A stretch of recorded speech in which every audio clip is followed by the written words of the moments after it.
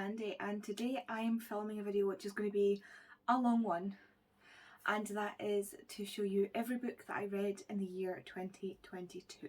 So as you can see, I'm sitting at my desk to do this because I've got a spreadsheet with everything I read in order, in the order that I read it, and I will be basically going through it all. I've just spent, me and Kay have just spent the best part of half an hour pulling all 160 books from my shelves. Not quite, because some are ebooks and some are rereads, but there's a lot of books. You'll have seen in the thumbnail how many books are just scattered across my library. Yeah, so I read 160 books this year, or last year rather, and I'm basically just gonna hold up and tell you what I read. So let's start with January. First up was Go and Tell the Bees That I Am Gone by Diana Gabaldon. This is the most recent in the Outlander series. Me Before You by Jojo Moyes. Tall Tales and Me Stories by Billy Connolly. This is basically like his stand-up stories, just written down, stories about his life, and it's absolutely hilarious. If you can get the audiobook, he reads it and it's so funny. Percy Jackson and the Last Olympian. I believe this was because I was rereading them in 2021. Nexus by Sasha Alsberg and Lindsay Cummings. A Discovery of Witches by Deborah Harkness. Delirium by Lauren Oliver. This was a DNF, and if you've seen some of my videos this year or last year, you'll know that I hate this with the power of 1,000 microwave ovens. The Witch's Kiss by Catherine and Elizabeth Corr. This was also a DNF, not because there was anything wrong with it, it just wasn't really for me. Who's Afraid by Maria Lewis. This is the first in the Tommy Grayson novels, part of the Supernatural Sisters that I'll be doing the big vlog for this year. And lastly, in January, I read The Host by Stephanie Meyer. This one was probably my most surprising of the year because I did not expect to like it, and I ended up really, really enjoying it. I think this is probably her best piece of work that I've read. And for February's books, the first thing I read was A Ballad of Songbirds and Snakes, or The Ballad of Songbirds and Snakes by Suzanne Collins. This is a prequel for the Hunger Games trilogy following Snow, and yeah, we didn't quite need it. We didn't quite need it. Who's Afraid 2 by Maria Lewis. This is the second Tommy Grayson novel. Who's Still Afraid by Maria Lewis. This is the last in the Tommy Grayson trilogy, but part of a bigger series, as I've said. Rhapsodic, A Strange Hymn, and Dark Harmony by Laura Thalassa. This is the beautiful indie published editions that you will no longer be able to get because they have been picked up and the new covers are hideous. So I'm so glad I got this before we lost out on these covers. These are heavy though. These are indie books, so they're like, they weigh a ton. The Midnight Library by Matt Haig. This was a reread. Instructions for Dancing by Nicola Yoon, and yes, it did make me cry. The Lady of the Rivers by Philippa Gregory. This is part of the Cousins War series that she did about the War of the Roses. American Royals and American Royals Majesty by Catherine McGee. This was in anticipation of the third book coming out. So books for March. The first thing I read was The Evidence of the Affair by Taylor Jenkins Reid. That is an ebook that is available. I don't think it's available in print, and I really actually loved it. It's told in letter format and it was so interesting to read. Then I read The Shades of Magic Volume 1, The Steel Prince, which is a sort of prequel graphic novel series to the Dark Shade of Magic, the Shades of Magic series. Don't think I'll continue with that, to be honest. The Anthropocene Reviewed by John Green. Galatea by Madeline Miller. Night All Blood is Black by David Diop. The Storyteller of Casablanca by Fiona Valpy. City of Heavenly Fire by Cassandra Clare. Don't ask me why this is the only one I read. I must have been... I don't even know. I don't know why this is the only one I seem to have read. Codename Helene by Ariel Lohan. To Die in Spring by Ralph Rothman. The Honeymooners by Christina Lauren. This quickly became my intro into romance and is really what kicked off my whole romance kick that I've got on this year. A Beautiful Spy by Rachel Hort. This is really interesting because I believe it's Russian. I read this and I should know this. but I believe she's spying on the Russians, which at the time of World War II was pretty dangerous. The Throne of Fire by Rick Riordan, which is book 2, I believe, of the Kane Chronicles. Okay, now April is a pretty big stack. I don't know if you can see that off camera, but it's scarily high. And this is the month that it all kicked off for me with my love of Heartstopper. So let's go through the books. Yellow Wallpaper by Charlotte Perkins Gilman. This again was a reread. This is one of my favourite classics. It's very, very short, but the contents are just incredible. I loved it. I then reread Galatea by Madeline Miller for a prompt of a small book or something like that. I can't quite remember. The Opposite of Butterfly Hunting by Evanna Lynch. Evanna Lynch is the woman who played Luna Lovegood in the Harry Potter series, and this is basically a memoir about her growing up and her problem with eating disorders. So if you want to pick this up, I think it's fabulous. Just trigger warnings galore. The Serpent Shadow by Rick Riordan. This is the last book in the Kane Chronicles. The Wall by John Lanchester. I have no words to describe this book. It was just weird. Written in Bone by Sue Black. This is a fantastic book about anthropology. Wait for Me by Caroline Leach. The Metal Heart by Caroline Lee. This messed with my head. I love it, but it messed with my head. Hex by Jenny Fagan. This again is a really small book. I actually got this the first time I visited Typewronger. It's signed and has the Typewronger stamp, if I can get it. There we go.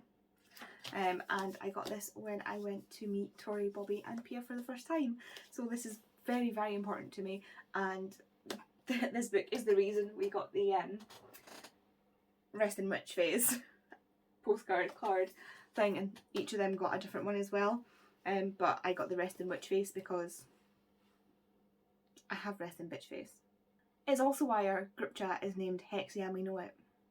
Next was The City of Tears by Kate Moss. This is the second and I think last in this duology, I suppose it would be. It's historical fiction based in the Netherlands and somewhere else during the slaughter of the Huguenots. Ballet Shoes by Noel Stratfeld.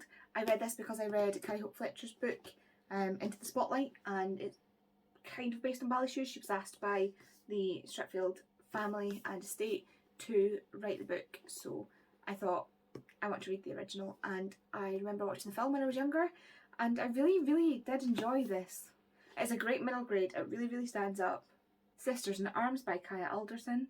This was really interesting because it's told from the point of view of two black female soldiers, not soldiers, but like they were in the army. Like there's a women's auxiliary kind of thing in America, and you know, it says they fought for the freedom and changed history for black women everywhere. I love new perspectives, especially in historical settings. And then it happened. Heartstopper Volume 1, Heartstopper Volume 2, Heartstopper Volume 3, and Heartstopper Volume 4, all by Alice Oseman. This is when I first read Heartstopper and swiftly became obsessed. I basically binged this and then binged this on Webtoons, went to Waterstones, bought the entire series, came home, binged this and watched the TV show, like binged the TV show. So yeah, and then I got a tattoo. I cannot wait for Volume 5 to come out. Pandora by Susan Stokes Chapman. This has beautiful sprayed edges. The Flat Share by Beth O'Leary. I remember being really hesitant about this book and thinking, how the hell is this going to work? But she made it work, and then I watched the TV show, or is it film? TV show, I think, and I really enjoyed that as well. Immortal Rising by Lindsay Sands. Okay, we have hit May. We are almost halfway there. First thing I did in May was reread Heartstopper because, of course I did.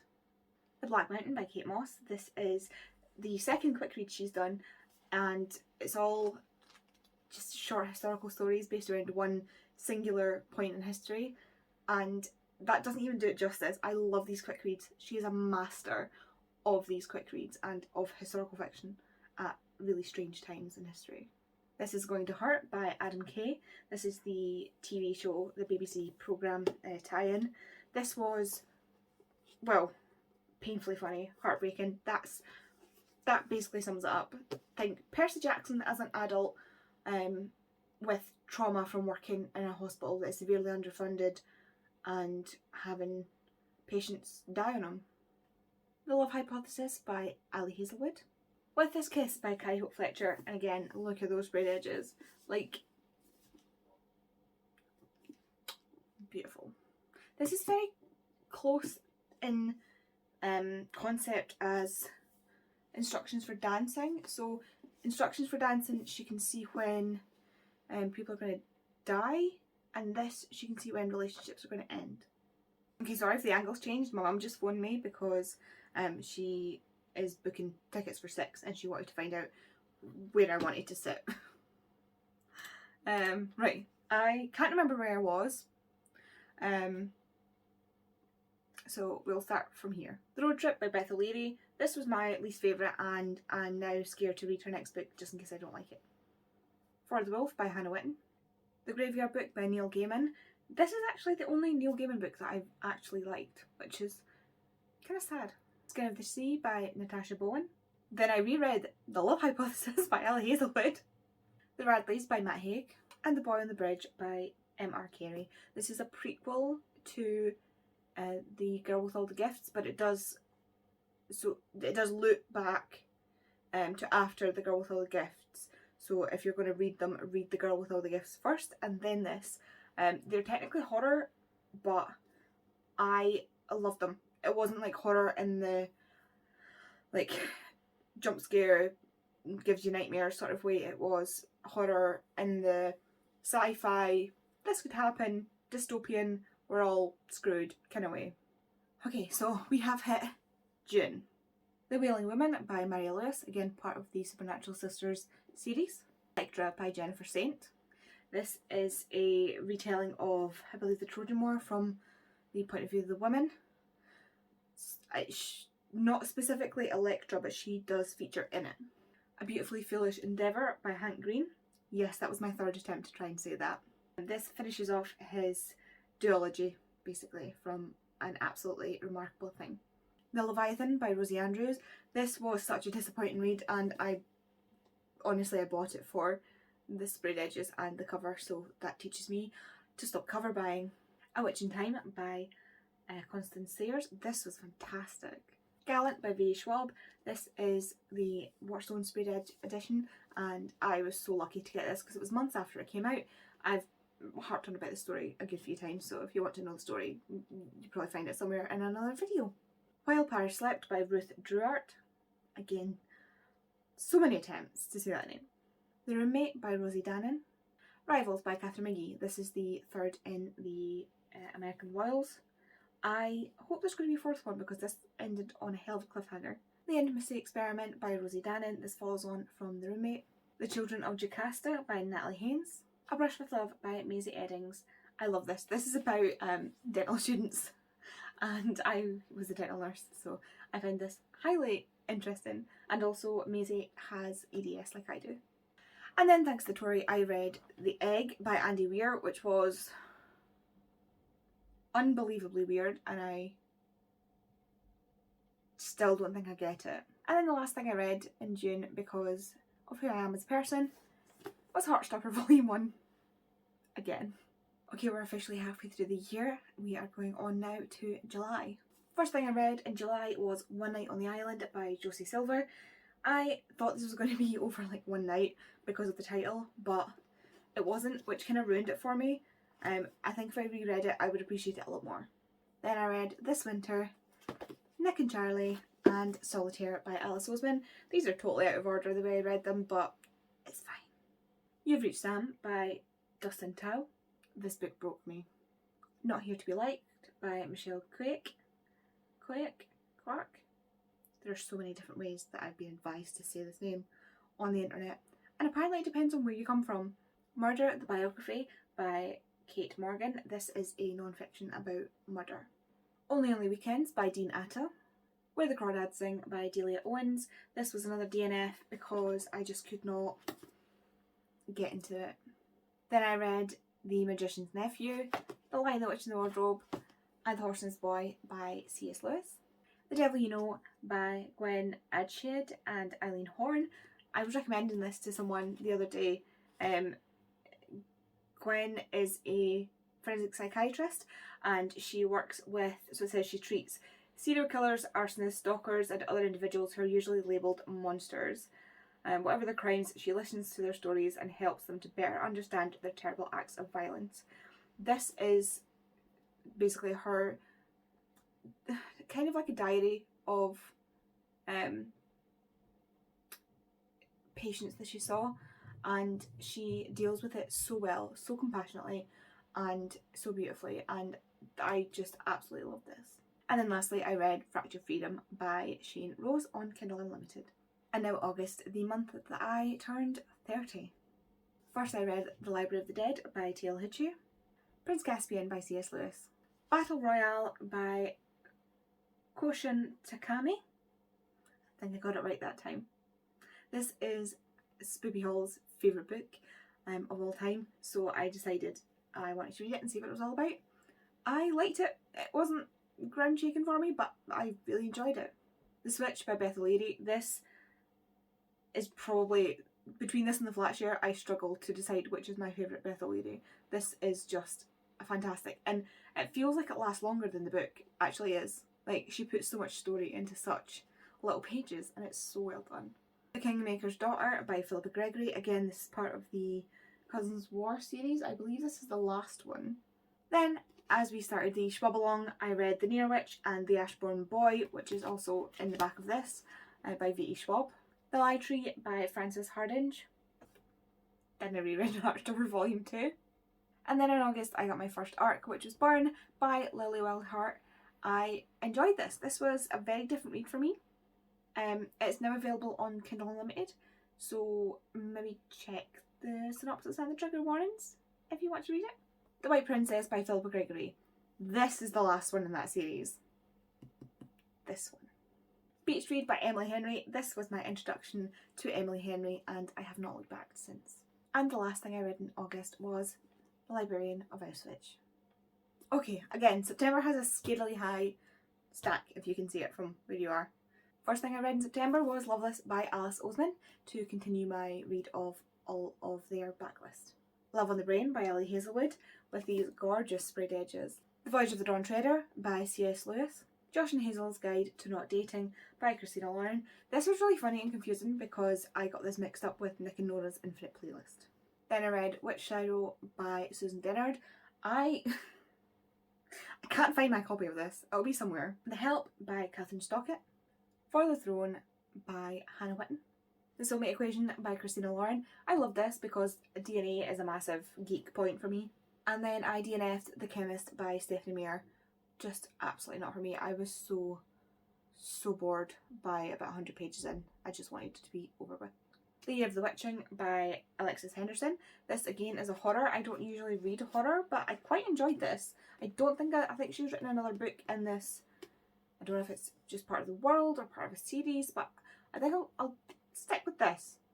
And then out of sheer curiosity, I read Call of Booty by Anastasia Austin. Honestly, looking back on it, I don't know why. I think I was just like, what the hell is this? And I needed something quick and short to read. And then I read The Archived, which is the first in this duology bind-up. So this is the Archived and the Unbound. So I read The Archived in September for this Rob Along. Born a Crime by Trevor Noah. Undoctored by Adam Kay. This is a signed copy that I got when Pia and I went to go see. It wasn't necessarily a book tour, but it was a book tour. It was like a comedy show / reading sections of his book / sing along. Really hard to describe. If you were there, you understand it. If you're not there, nobody will believe you. How weird it was.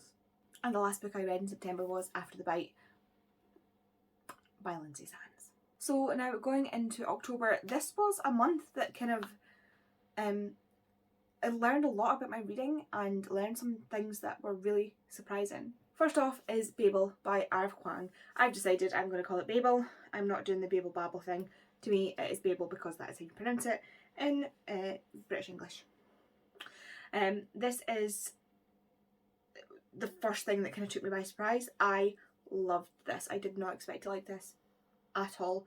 I absolutely adored this, and it opened me up to a whole new kind of book that I would be interested in reading.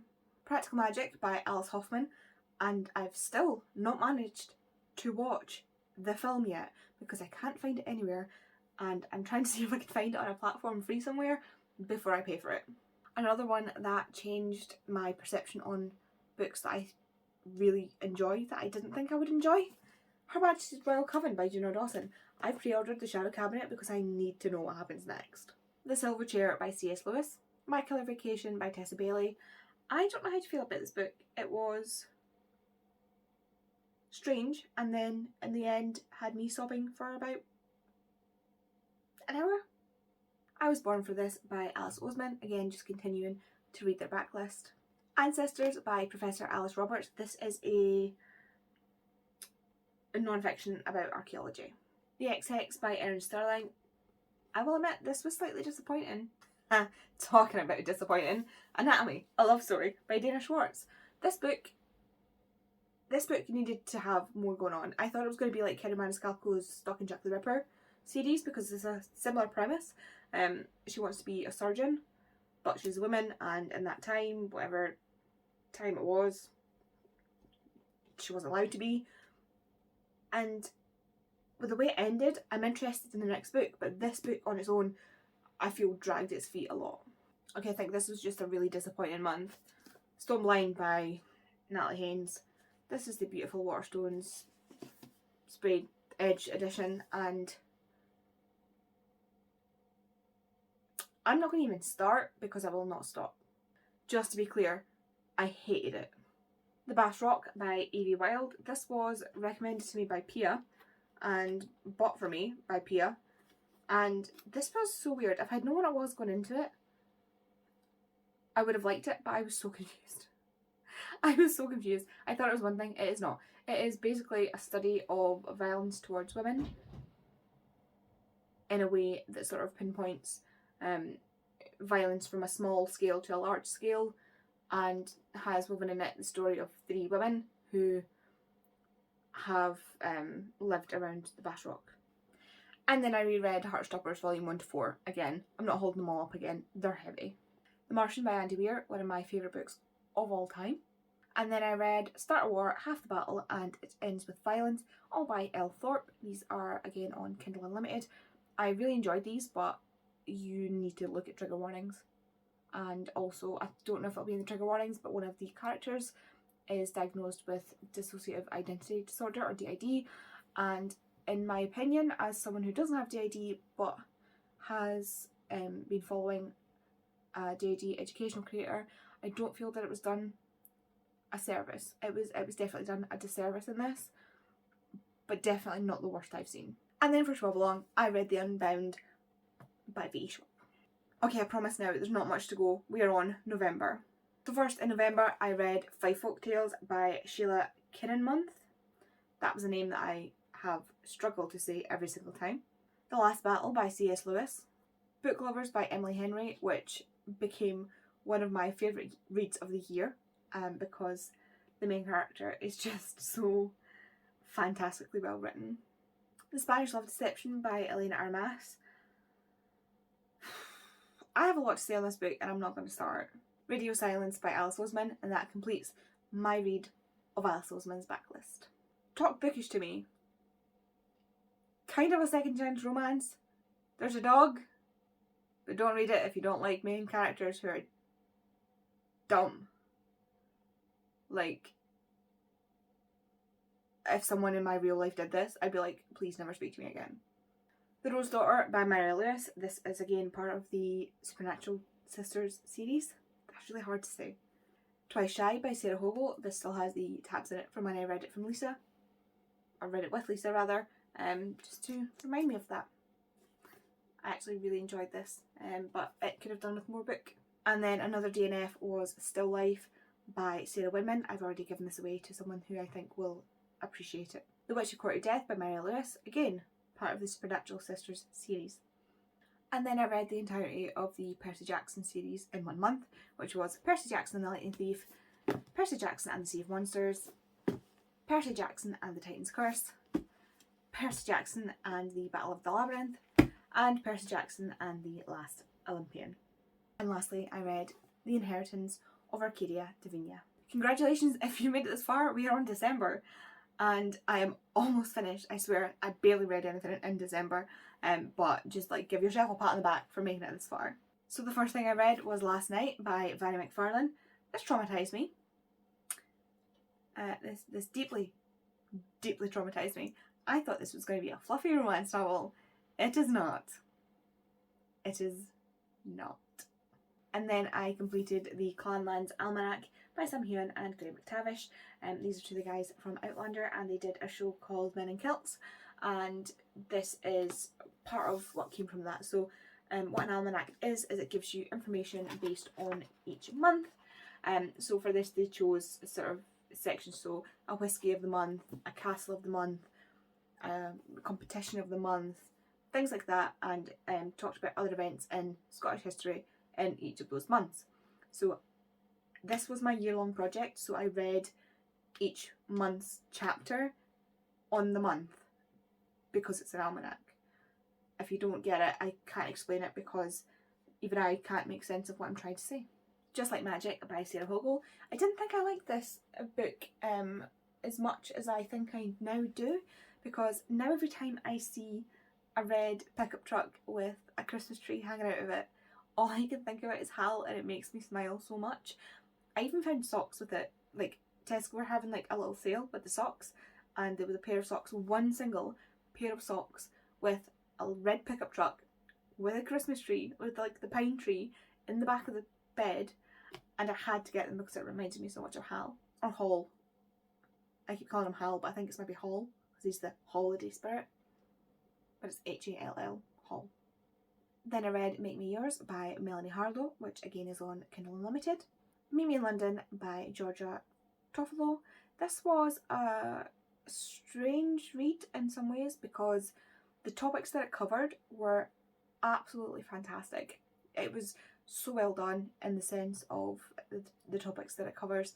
I would either look up trigger warnings if you're going to read this, or feel free to message me and I will let you know. But the writing left something to be desired. There are 3 more books in this series because it follows 4 friends, and each of the books is one of the friends. I have Meet Me in Hawaii, which is the next one, and I'm definitely going to read that because I have it. I don't know if I'll continue after that. And then finally, the last book I read in December. Yes, friends, I only read 6 books in December, but my last one was Saga Volume 10. I pretty much got this for my Secret Santa and immediately read it because it came later on in the month. But yeah, this is the most up-to-date graphic novel, unsure, of Saga. So that is it. That is all 160 books I read in 2022. If you were counting, you are right to say that that was not 160 books. There were in fact more than 160 books. However, I do not count DNFs as books read. They are still, I still wanted to sort of let you know, but 160 of these I finished to completion, basically. If you're still here, you are an absolute trooper and I love you. And yeah, give me a little book pile emoji in the comments if you are still here. In my description as well, there are some links for free trials and things that I get a little bit of a commission on. If you take them, it doesn't cost you anything, and you know, if you click them and sign up for, I think it's Kindle, Audible and Amazon Music Unlimited, I get some sort of commission off of that. You get 30 days free. I think even if you already have it, as long as you've not had a free trial in the last 12 months, but I may be wrong about that. I'm not 100% sure because it's not as clear in the instructions. But yeah, so thank you very much for watching this video. I really appreciate anybody who has gotten this far. I appreciate you anyway for watching my videos, and I will see you in the next video. Bye!